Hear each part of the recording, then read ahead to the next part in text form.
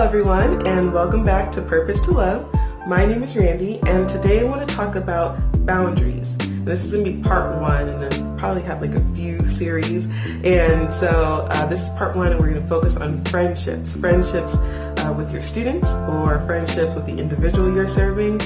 What does that look like? Is it possible? How can you still put boundaries in place in your relationships with those you care for? So let's get started. So working in the field of special needs, human services, special education, as a teacher, a direct care professional, a therapist, there's a lot that you do that causes you to have to be close to your student or the person you're caring for. You're learning a lot about them. You're learning about their history. You're learning about their likes, their dislikes. You're learning about their medical needs. You're really knowing that person pretty intimately. And on paper, there's much that you have to learn. But then in person, there's still a lot that you have to learn, a lot of give and take and back and forth. And because of that, it really does open up an opportunity to develop deeper feelings than just a clinical or educational one with the person you're caring for. You end up loving them and caring for them and wanting to be close to them, and not just have like kind of a very cold clinical interaction with them. It's hard to distance yourself and create boundaries when you are within this field. I recently read an article called Can You Be a Teacher and a Friend? And it's by Matthew R. Morris, and he is a teacher and a blogger. I will leave the link to his article in the description part of this video. But he says here, and I really like this, what gets lost in this conversation is the fluid meaning of friendship. Most think that being a friend somehow implies an equal relationship. Just because someone perceives you as a friend does not automatically mean that the relationship is equal. It doesn't even mean that the understanding of the relationship is mutual. So by extension, if a student thinks that you are their friend, doesn't that benefit your relationship with them rather than hinder it? So I really liked what Matthew wrote here in that paragraph, because from my understanding of it, it sounds as though he's saying like the term friend and friendship, especially when it relates to students and maybe the one you're caring for, the term has to be a little bit more fluid, in that we don't look at it as like everyone is experiencing and receiving the same amount on both ends in terms of a reciprocity. So the reciprocity of the friendship may not necessarily be equal, but that there's still a mutual benefit in it. And so I really liked that, just kind of being more fluid with the meaning of friendship. I think that's important to note. And then also, he says, doesn't that benefit your relationship with them rather than hinder it? And I do think that having a friendship, having a great relationship, a really great relationship with your student or the individual you're serving really makes your life a lot easier, especially in human services. Though you have to be careful because, our individuals that we're serving and caring for, especially those who might have more mental health issues, they can really kind of get locked into, well, I thought you were my friend, and start to blur the lines. And there's, of course, balance in all things, right? But I still think it's important to have a friendly relationship with your student or the person you're caring for. I think it helps to promote a easier exchange, easier work day, especially if you have an individual who has like a lot of behavioral issues and you can have a good relationship. That means that person can kind of just come in and manage the situation a lot easier than someone who doesn't have a relationship with them. So if you have a good friendship relationship with the individual, that's always a plus. So though I think it's important to have a friendship or a friendly relationship with your individual you're serving or the student you're working with, I still think it's important to prioritize your roles within their life. So roles meaning like if you're a direct care provider, You are, yes, their staff, but then you are an advocate for them. You're helping them in developing their self-advocacy skills. You are advocating for them. And then you're also a mandated reporter. You are sometimes having to be the fun one and like the friend, but then you're also like very strict and you have to follow the rules and get things done.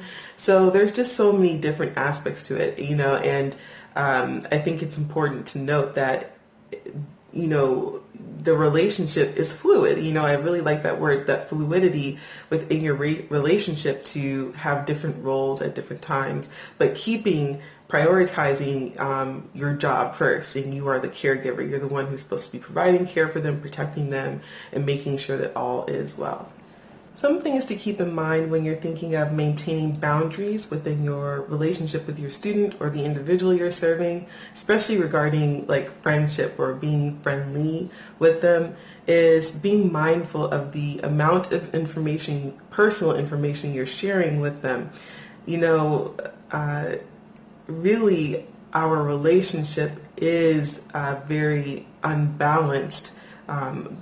Our meaning, the caregiver, the provider, and then the individual, the person being served, because we know so much about them, the very intimate, detailed information about their lives, and they don't know too much about our life. They don't know our medical history to that extent. They don't know our relationship history to that extent.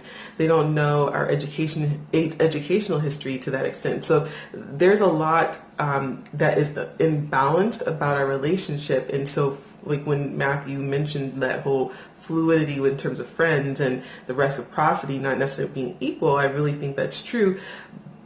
But I think it's important not to hold weight in the term of friend, especially as a caregiver, because you are having to maintain boundaries. You are having to really be mindful in how much you are sharing with the person you're caring for. And I find this to be more difficult in human services and adult services with those with intellectual disabilities or, any special needs, because at that point, you are very involved, so much so in their life.